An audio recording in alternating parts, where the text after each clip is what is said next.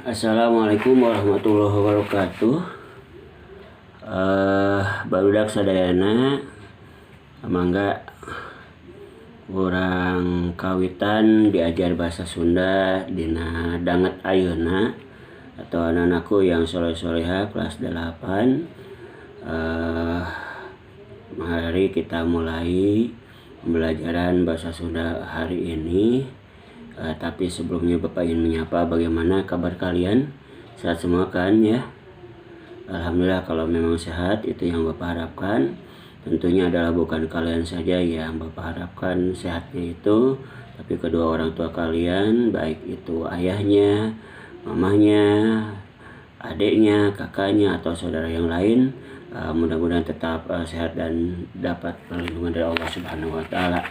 Baik anak-anakku yang soleh-soleha, seperti biasa sebelum kita mulai pembelajaran hari ini, kita berdoa terlebih dahulu.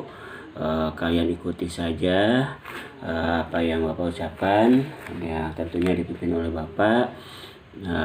Kita mulai. Saya ngadoa di kawitan.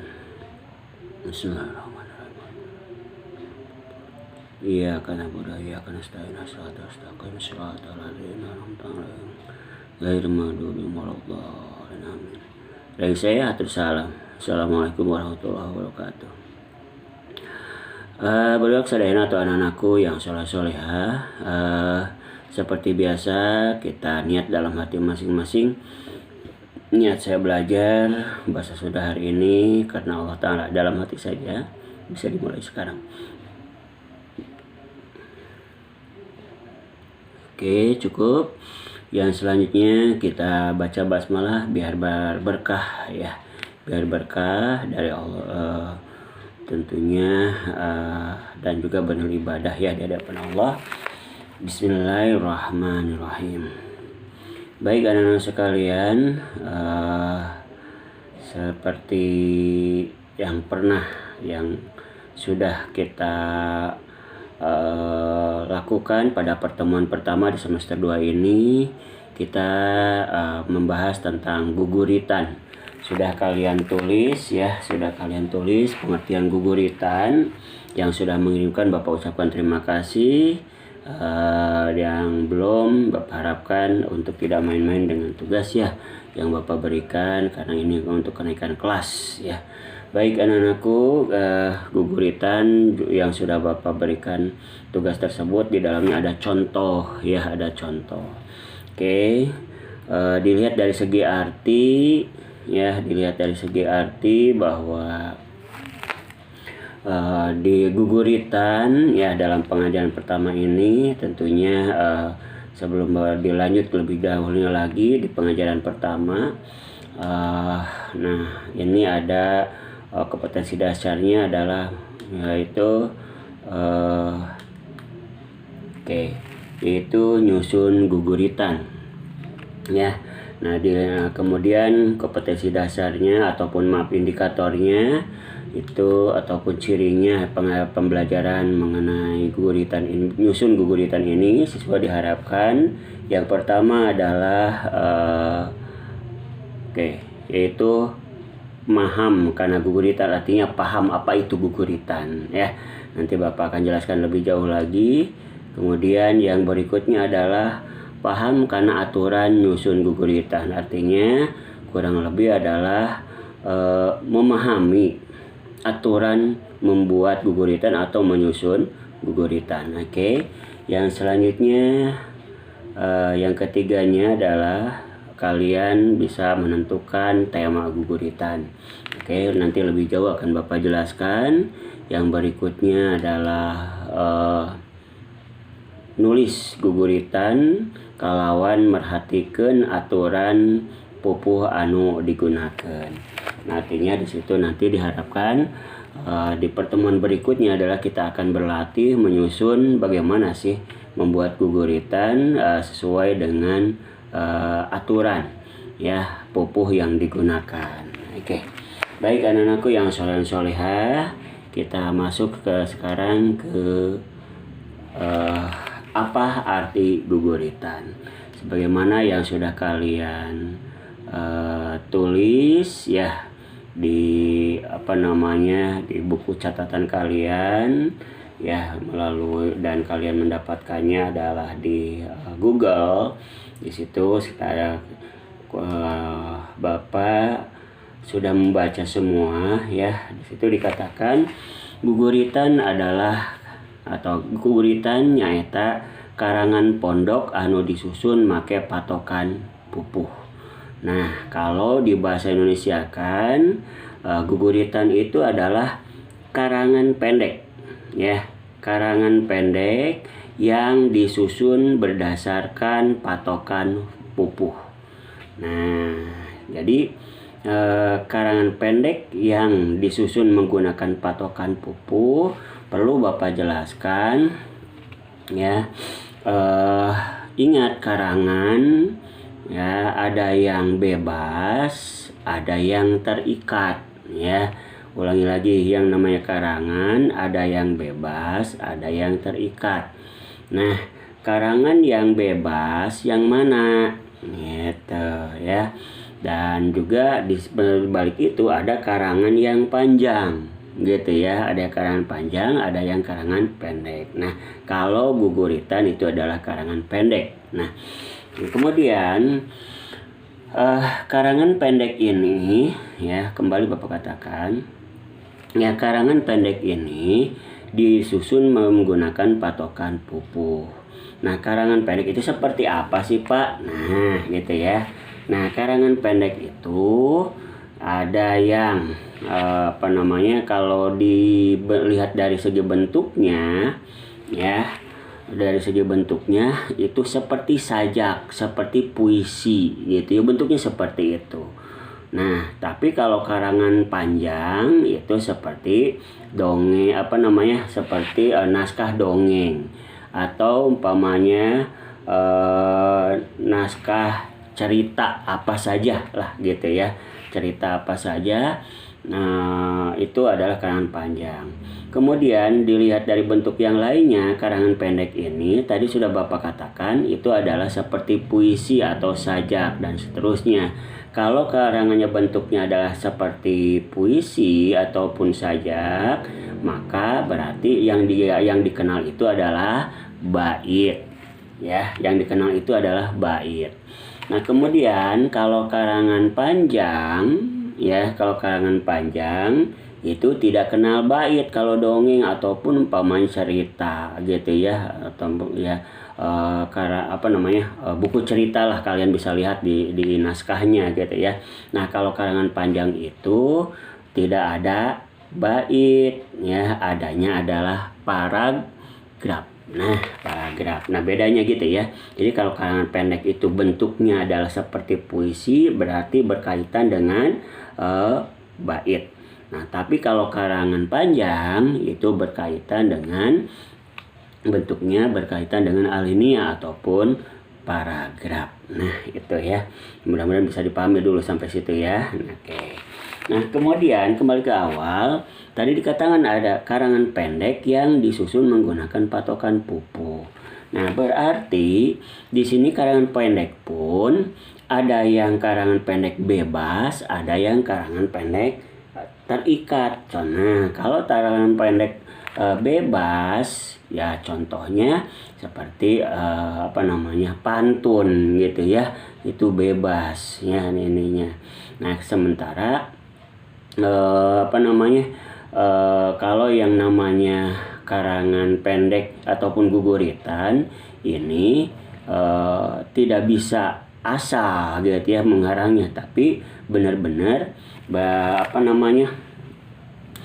terikat benar gitu ya, baik dari segi dari segi jumlah barisnya, kemudian juga dilihat dari jumlah suku katanya ya, demikian juga dilihat dari segi huruf vokal terakhir dan seterusnya nanti akan dijelaskan lebih jauh. Itu yang dimaksud dengan guguritan ya. Oke. Nah, baik, kita lanjutkan anak-anakku. Nah, kemudian perlu sedikit Bapak jelaskan juga Nah, kaitannya dengan pupuh gitu ya, patokna pupuh. Nah, ini karena kenapa ini sedikit agak dikaitkan dengan pupuh, karena memang kita akan membuat guguritan yang menggunakan yang di dalamnya berkaitan dengan patokan pupuh. Nah, ingat, pupuh dalam bahasa Sunda ada 17, pernah ya di semester 1 nah, dihaluangkeun ya, menghaluangkeun lagu Sunda yaitu nataan pupuh. Nah, ini kalau kalian, mudah-mudahan kalian masih hafal ya. Nah, masih hafal ya. Ada kurang tembang diajar ngahaluang. Nah, itu. Nah, di sini kalian mudah-mudahan hafalnya, kan di situ kalau dinyanyikan biasanya hafal. Nah, ini ya, pupuh kinanti jeung pupuh sinom asmarandana jeung dangdang gula. Nah, kita pangkur pucung dulu dan seterusnya. Nah, itu kalian kalau hafal nataan pupuh, maka ini yang 17 akan hafal gitu ya. Nah, ini memiliki ciri masing-masing ya, yang memiliki masing-masing. Nah, oke. Nah, selanjutnya kita akan lanjutkan. Nah, ini yang 17 nanti kita tidak perlu hafal semua sih patokan dari jumlah yang 17 ini ya, kita akan ambil satu nanti contohnya. Oke. Nah, kita lanjutkan. Nah, kemudian patokan pupuh. Nah, patokan pupuh itu ini diringkas ya, untuk menghafal, untuk memudahkan saja. Watak gue gelo pada lisan. Nah ini apa sih itu watak gue gelo pada lisan? Watak itu dalam bahasa Indonesianya watak, kebiasaan gitu ya. Nah, contohnya model balakbak. Nah, watak balakbak itu humor gitu ya. Balakbak mah humor ya. Nah, kemudian kalau yang lain ada ya, nanti itu ada yang mengatakan di situ adalah prihatin. Nah, sebetulnya bukan prihatin ya. Oke, kita lanjutkan nantilah lebih jauhnya. Yang selanjutnya ada setelah watak, yang berikutnya adalah GW atau guru wil. Nah, gue itu maksudnya jadi gue, jadi diringkasnya adalah GW untuk memudahkan aja. Apa itu GW? GW itu maksudnya guru wilangan. Dalam bahasa Indonesianya jumlah suku kata per barisnya. Contoh gimana sih Pak jumlah suku kata per baris? Umpamanya kita ini ajalah Bapak contohkan. Nah, ini umpamanya kinanti, anggaplah ini baris pertama umpamanya ya, kinanti. Nah, ini jumlah suku kata per baris. Jadi kinanti 1 2 3. Kemudian sinom. Nah, sinom 2 ya, jadi 5. Nah, itu jumlah suku kata per baris pertamanya itu. Oke, kita lanjutkan. Nah, berikutnya ada GL. Nah, gelo simpan itu ya. GL gitu, jadi supaya gampangnya jadi gelo. Nah, maksudnya gelo tersebut diringkas lagi jadi GL, maksudnya guru lagu. Apa itu guru lagu? Nah, itu huruf vokal terakhir dalam satu baris. Nanti akan jelaskan lebih jauh di slide berikutnya. Yang selanjutnya ada juga yang namanya pada atau bait ya. Oke. Nah, kemudian ada pada lisan. Pada lisan itu dalam bahasa Indonesia adalah baris. Oke. Nah, ini ya, jadi ada watak. Watak itu adalah watak kebiasaan gitu ya, suka marah dan semuanya. Kemudian ada gue gelo, GW itu maksudnya guru wilangan ya. Selanjutnya ada GL dan seterusnya. Yang berikutnya anak-anakku, nah kita akan lanjut yaitu istilah-istilah dalam pupuh ya, dina pupuh. Nah, Bapak akan jelaskan lebih jauh sekarang. Nah, tadi sudah dijelaskan jumlah baris ya dalam satu bait. Nah, ini apa pengertian dari mana? Dari pada. Nah, pada itu dalam bahasa Sunda ya, maksudnya pada itu adalah jumlah baris dalam satu bait. Gitu ya, itu pada ya, istilah dalam pupuh ya. Oke. Nah, contohnya mana? Oke. Nah, contohnya.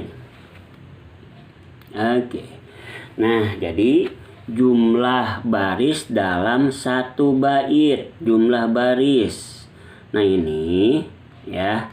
Ini ada jumlah baris 1 2 ya. 3 4 5 6. Ini berarti 6 baris. Ya, ini 6 baris, disebutnya adalah satu pada ya. Nah, ini satu pada atau satu bait gitu ya, jumlahnya ada 6 baris. Pak, bisa enggak ya 2 baris? Bisa, itu nanti akan dijelaskan lebih jauh dan itu pupuhnya lain. Nah, ini juga nanti ada pupuh apa sih ini ya, yang harus 6 baris ini nanti akan dijelaskan lebih jauh.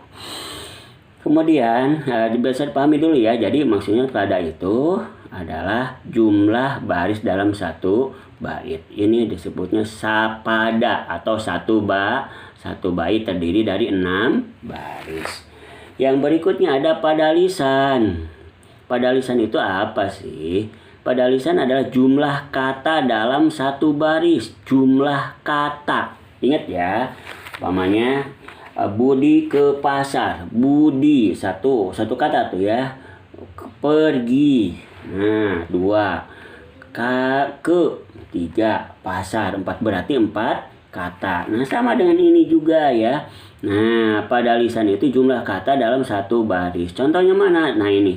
Budak, letik, bisa, ngapung. Nah, budak 1, letik 2, bisa 3, ngapung 4. Berarti jumlahnya itu budak, letik, bisa, ngapung 4 kata. Nah, gitu ya. 4 kata.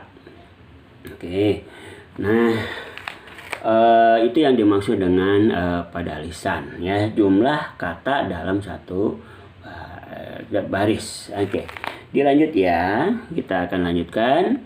Yang berikutnya adalah ini ada pengertian. Apa yang dimaksud dengan tadi jumlah? Nah, yang dimaksud dengan itu atau pengertian tadi adalah guru bilangan. Jadi guru bilangan maksudnya apa? Jumlah suku kata dalam satu baris. Jumlah suku kata dalam satu baris. Oke. Ya, contohnya gimana sih kalau di bahasa Indonesia? Umpamanya tadi saya pergi ke pasar. Saya pergi ke pasar. Nah, berarti 7 suku kata. Kalau dalam bahasa Indonesia, bahasa Sundanya disebutnya engang ya. Jumlah engang. Nah, jumlah engang dina hiji pada lisannya, atau dalam satu baris. Nah, contohnya mana? Nah, kalau di bahasa Sunda, nah kalian bisa lihat tuh. Iya. Nah, ada kata-kata budak, letik, bisa, ngapung. Bu 1, dak 2, le 3, tik 4, bi 5, sa 6, nga 7, pung 8. Berarti budak, letik, bisa, ngapung itu 8 suku kata atau 8 ngang dalam bahasa Sundanya gitu ya. Nah, berikutnya ya, kalian bisa ini ya, insya Allah mungkin bisa dipahami ya. Jadi kalau umpama ibu memasak, ibu memasak, berarti 5 suku kata gitu gampangnya ya. Mudah-mudahan bisa dipahami ya. Oke, baik. Yang selanjutnya, yang keempatnya adalah guru lagu. Nah, guru lagu ya. Apa itu guru lagu? Nah, guru lagu yaitu huruf vokal terakhir dalam satu baris. Dalam satu baris ya, huruf vokal terakhir dalam satu baris. Lihat sini, contohnya mana nih? Ya, budak, letik, bisa, ngapung. Budak, letik, bisa, ngapung. Oke, ingat huruf vokal dalam yang ditanya, yang dikatakan, dijelaskan oleh Bapak ada huruf vokal terakhir. Ya, nah jadi jangan sampai begini. budak letik bisa ngapung, huruf vokal terakhirnya apa? G, Pak. Salah. Ya. Karena apa? Karena kan huruf dalam macam-macam huruf itu kan secara garis besar kan ada dua, ada huruf vokal, ada huruf konsonan. Ingat ya, yang diminta di sini ada huruf vokal gitu ya, yang a, i, u, e, o itu ya, yang dalam bahasa Sundanya ada 7 ya. Kalau di bahasa Indonesia ada 5 ya, a, i, u, e, u gitu ya. Tapi kalau di bahasa Sunda tambahannya ada e, ada e, ada nah ya. Nah itu oke. Nah kembali ke awal ya, sini budak letik bisa ngapung, jadi di sini u. Nah huruf vokal terakhirnya adalah u, bukan g. Nah ini yang dimaksud dengan guru lagu ya. Nah inilah guru lagu atau huruf vokal terakhir ya dalam satu baris ya. Jadi kalau umpamanya kita anggaplah umpamanya di sini baris pertama nih ya.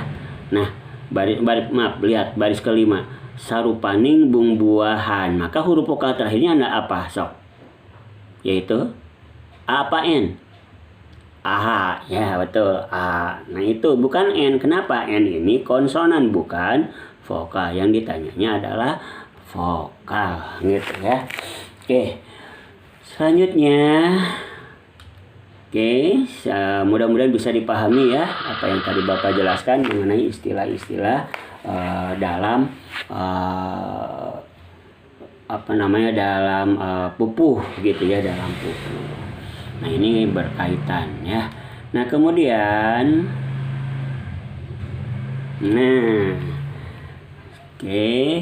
kita akan kita akan coba ya, kalau membuat guguritan itu rangkaiannya seperti apa sih, kerangkanya gitu ya, kerangkanya seperti apa. Nah perlu diingat anak-anakku yang soleh-solehah, ketika kita akan membuat sebuah guguritan ya,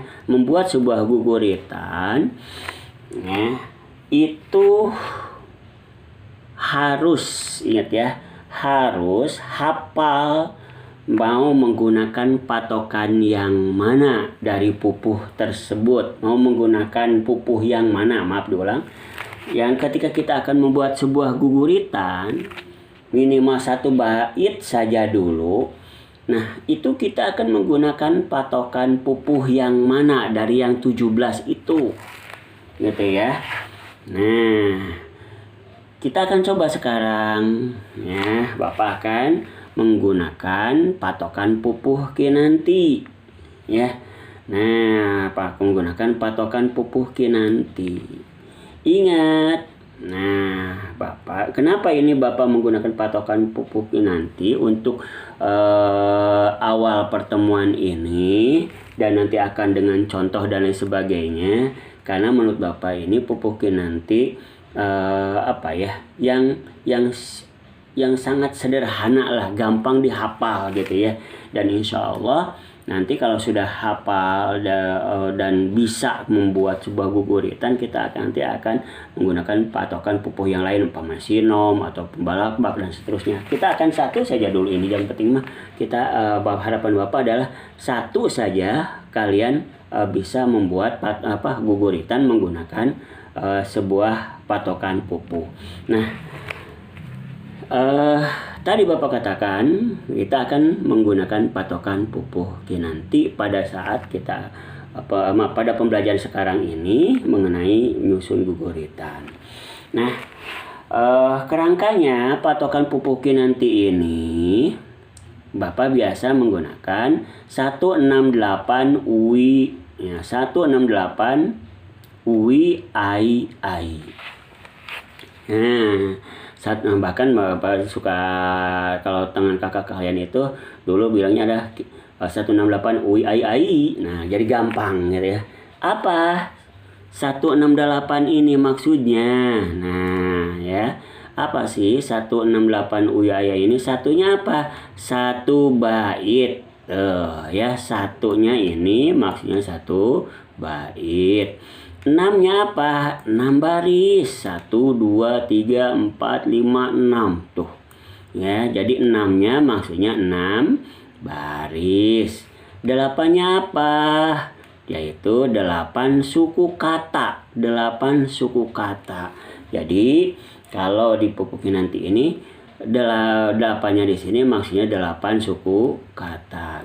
Jadi dari baris pertama sampai baris ke-6 maksudnya adalah 8 suku kata. Tidak boleh kurang, tidak boleh lebih karena aturan patokan pupuk kinanti itu begitu. Yang berikutnya, U ini maksudnya apa? Maksudnya adalah baris pertama baris pertama huruf vokal terakhirnya adalah U, ya tuh huruf vokal terakhirnya. Kemudian I-nya ini adalah untuk baris kedua, huruf vokal terakhirnya atau guru lagunya adalah I. Selanjutnya A ini adalah maksudnya untuk baris ketiga, huruf vokal terakhirnya adalah A. Berikutnya ada I, ya, I kedua ya. Ini maksudnya adalah huruf vokal terakhir untuk baris keempat, ya.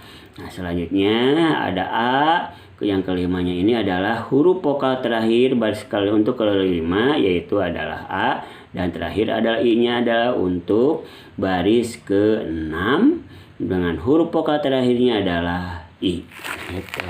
Sehingga dari dari patokan pupuk kinanti, kalian mungkin insya Allah akan langsung hafal, ya, harapan Bapak, dan gampang menghafalnya adalah kinanti, pupuk kinanti 168 WIAI.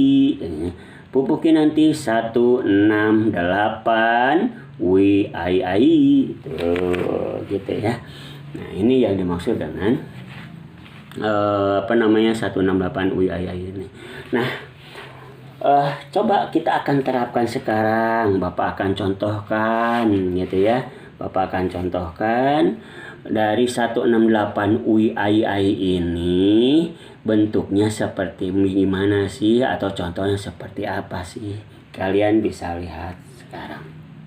Oke, nah ini ya. Ini contoh ya sebuah guguritan kalau Bapak sebutkan begitu ya. Nah, ini pada lisan. Maksudnya pada lisan itu apa? Pada lisan itu baris ya. Baris pada lisan kahiji kedua katilu, baris kahiji dua dan seterusnya. Nah, ini rumpaka ininya adalah kata-katanya.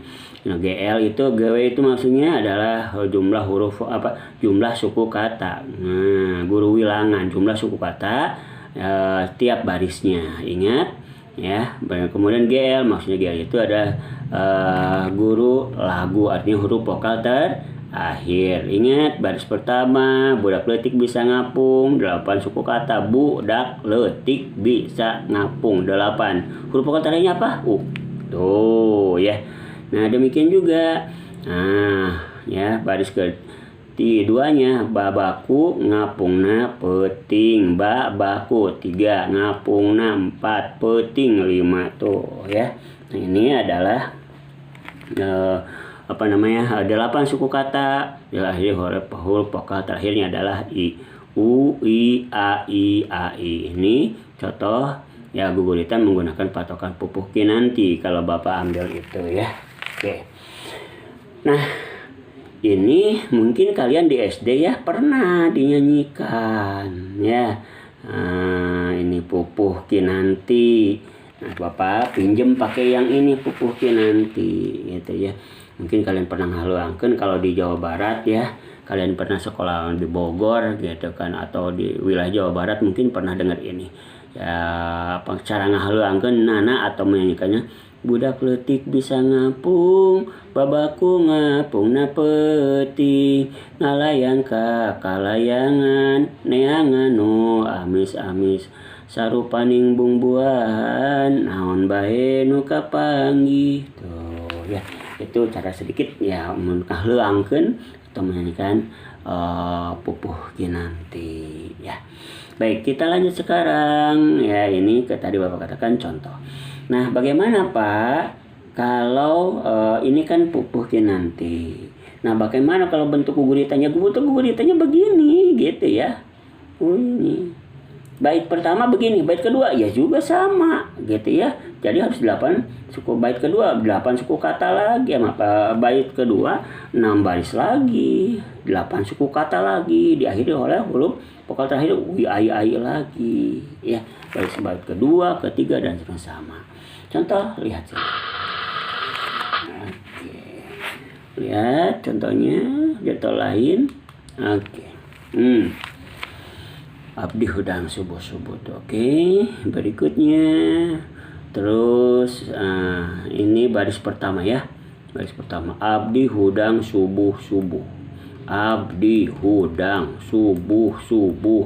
1 2, hudang 2 3, 4 ya, subuh-subuh. Nah, 4 5 6 7 8. Terus lempang kama sigit, terus lempang ya. Kama sigit tuh 8 ya. Oke. Kita lihat lagi. Lanjut. Oke, lihat situ baris ketiganya ini. Nah, terus baris keempatnya, ini kelimanya, dan ini keenamnya. Oke. Bagaimana kalau ingin bikin baris ke bait kedua sama, bait ketiga sama? Nah, lihat sini. Ini bait kedua. Oke. Nah, bait ketiga. Baris pertama bait kedua, kemudian baris kedua ya, baris ketiga, baris keempat, baris kelima, baris keenam. Ingat ya, tadi Bapak katakan ya, ini kira-kira menggunakan patokan pupuh apa? Pupuh kinanti. Kenapa? Karena pupuh kinanti terdiri dari 6 baris ya. Nah, lebih jelasnya lagi, setiap barisnya jumlahnya dari baris pertama sampai baris kedua, baris ke-6 di bait pertama jumlah suku katanya berapa? 8 suku kata. Kalau ingin kalian bukti lagi, ngaduakeun opat. Bapak Umi opat juga jadi 8 tuh ya. Pak, ini pendek Pak. Saya nggak percaya. Lihat aja, beres sholat terus zikir, beres 2 sholat 4 terus 6 zikir. Nah, berapa? 8. Oh kan? Nah, lihat nih, sekarang kita buktikan di baris di bait kedua, baris pertama 8 suku kata. Tuh lihat aja, abdi balik langsung nyium tuh ya.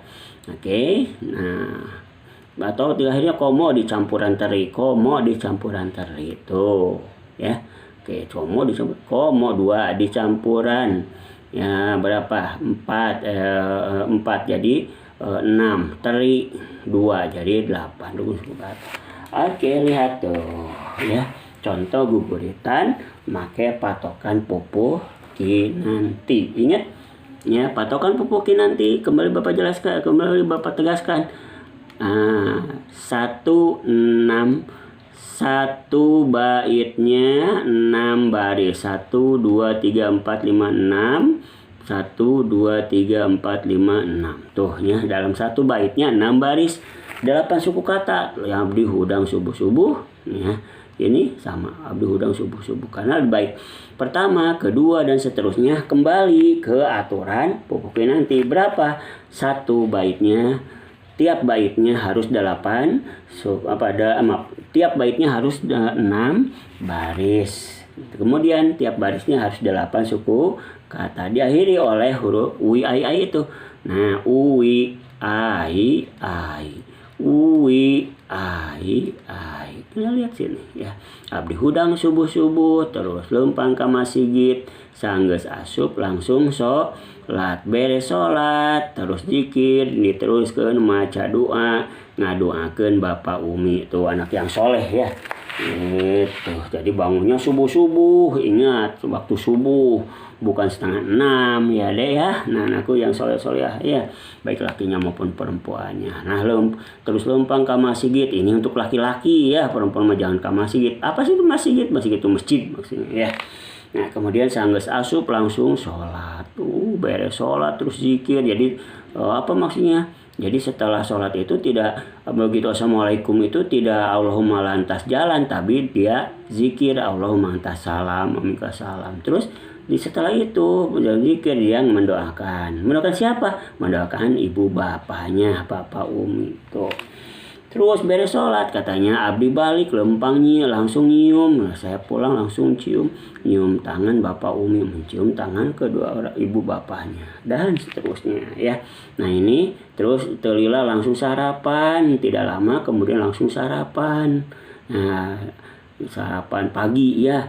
Oke, anu menang masak Umi yang dapat memasak ibu mama nu rasanya nikmat pisan komo dicampuran teri. Kalau diterjemahkan kurang lebih begini. Oke, nah ini ya.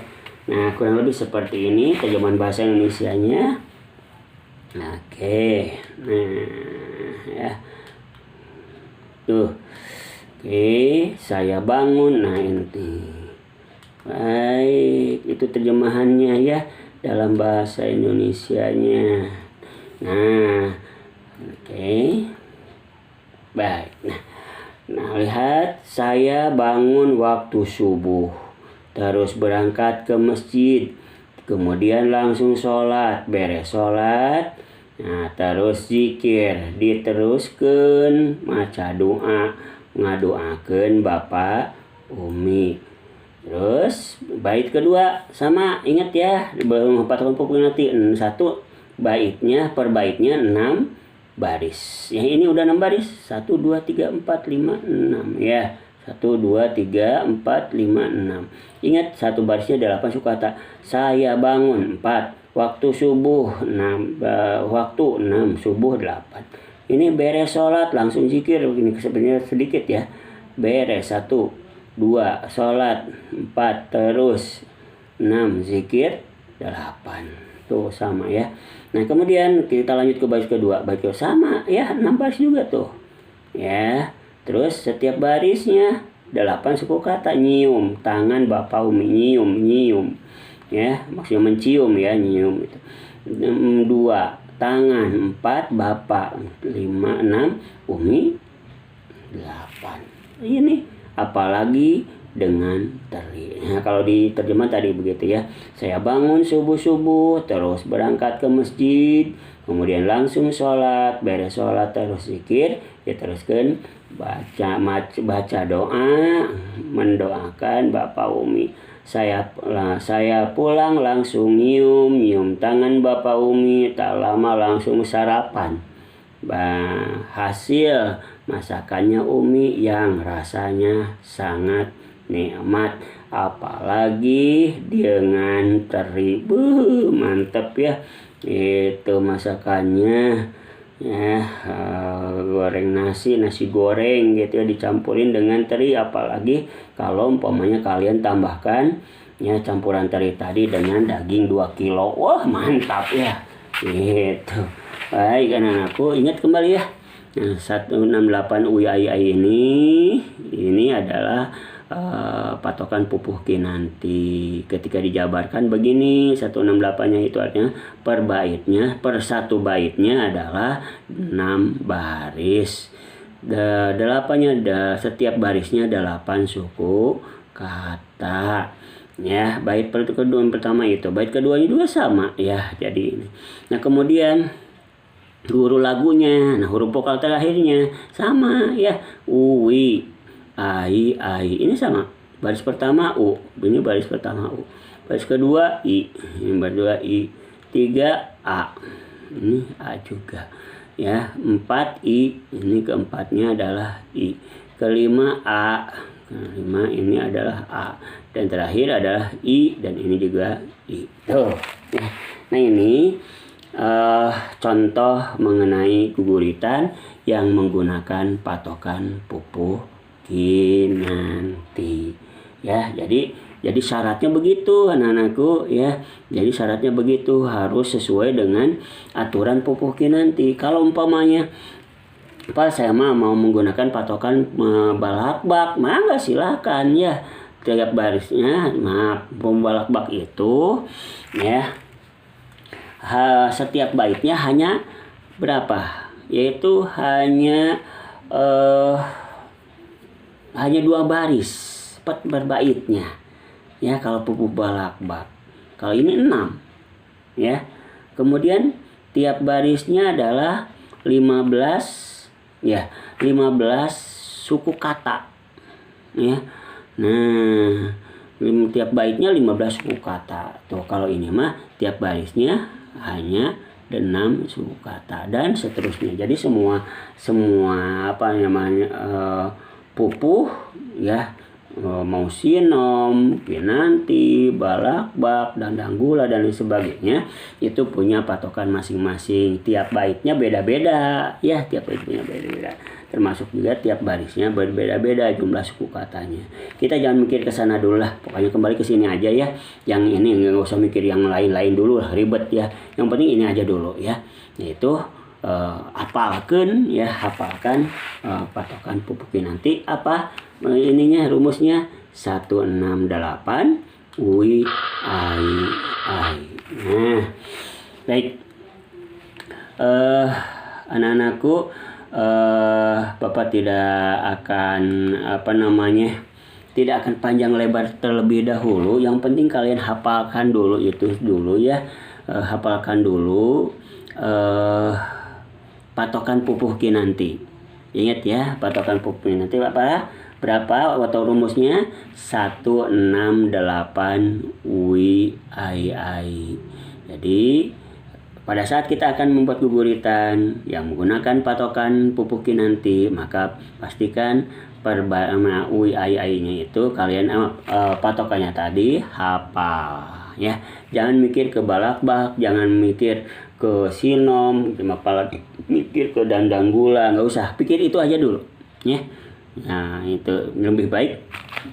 Misalnya gini, dalam pertemuan sekarang ini lebih baik kalian hafal dulu ya, hafal dulu patokan pupuh kinanti. Nanti ketika kita akan membuat sebuah guguritan, kalau kita sudah hafal itu, insya Allah akan sedikit-sedikit akan bisa ya, akan bisa. Ingat ya, sekali lagi 168 ui ai ai, satunya adalah maksudnya tiap satu bait 6-nya 6 baris ya, 8-nya 8 suku kata per barisnya, dari baris dari baris pertama sampai baris ke-6. Kemudian ya ui ai ai-nya adalah maksudnya untuk huruf vokal U untuk baris pertama di akhir ya. Nah, kemudian I ya, ini adalah untuk baris kedua, huruf vokal terakhirnya untuk baris kedua. Kemudian A ini adalah untuk huruf vokal terakhir di baris ketiga ya. Nah, kemudian untuk apa lagi, I ini adalah huruf vokal terakhir untuk di baris keempat. Nah, berikutnya adalah A lagi, yaitu untuk baris huruf vokal terakhir untuk baris kelima, dan I-nya adalah untuk huruf vokal terakhir baris ke-6. Begitu bait pertama, kedua dan seterusnya. Ya, bisa dipahami ya anak-anakku? Oke. Kalau ada yang kurang paham ya, anak-anakku yang soleh-solehah, nanti kalian bisa bertanya, bisa menanyakan ya di grup ya, di grup ini ya, di grup bahasa Sunda tentunya. Kalian tanyakan, boleh tulis tangan pertanyaannya, boleh juga langsung melalui WA ke grup tersebut ya. Semakin kalian banyak bertanya, harapan Bapak adalah kalian bisa ingin tahu dan ingin bisa gitu ya. Insya Allah nanti akan Bapak jawab. Baik anak-anakku yang soleh-solehah, sepertinya untuk pertemuan sekarang Bapak anggap cukup ya. Oke, Bapak anggap cukup. Mudah-mudahan, sekali lagi mudah-mudahan kalian bisa memahami apa yang Bapak jelaskan. Ya, kalaupun tidak paham kalian bisa tanyakan atau bisa kalian putar terus bolak-balik gitu ya. Video ini ya. Di YouTube tentunya kalian tinggal memutar gitu ya, supaya paham, karena yang namanya sebuah pelajaran sebuah materi gitu ya maksud Bapak, tidak langsung bisa paham sekaligus, kecuali kita memang benar-benar fokus gitu ya. Tapi kita kan seperti biasa ya, kadang-kadang putaran pertama kita kurang mengerti, keduanya baru mulai, ketiganya alhamdulillah, keempatnya dan seterusnya. Kan sama ya, belajar naik sepeda aja kan nggak langsung bisa kan ya, pasti ketika kita belajar yang namanya kejedot, yang namanya jatuh gitu ya, dari sepeda gitu ya, ngaguling lah kalau dalam bahasa barat nama ya, atau bahkan nyungsep gitu ya di selokan gitu ya. Tidak kapok, jadi ya belajar lagi. Nah itu sama ya di bahasa Sunda juga seperti itu. Tapi sebenarnya bukan di bahasa Sunda saja, di semua mata pelajaran juga begitu. Kalian harus mengulang dan mengulang. Baik anak sekalian yang soleh-soleh, Bapak anggap cukup untuk pertemuan hari ini. Insya Allah nanti 2 minggu yang akan datang kita akan mulai mencoba bagaimana cara membuat guguritan. Ingat ya, patokannya akan menggunakan patokan pupuh kinanti yang 1688. Baik anak-anak sekalian, kita tutup untuk pembelajaran hari ini. Tentunya harapan Bapak jaga kesehatan kalian, jangan banyak main game sampai terlalu malam, karena dengan seperti itu khawatir kalian malah jadi ngantuk, belajarnya tidak konsen, main malas dan sebagainya. Padahal ini adalah semester 2 yang bisa menentukan naik kelas ataupun tidaknya. Baik, tetap semangat anak-anakku yang soleh-soleh, jaga kesehatan kalian, kedua orang tua kalian juga, harapan Bapak termasuk saudara-saudara kalian. Baik anak-anakku sekalian, kita tutup dengan pembacaan hamdalah untuk pertama kali ini.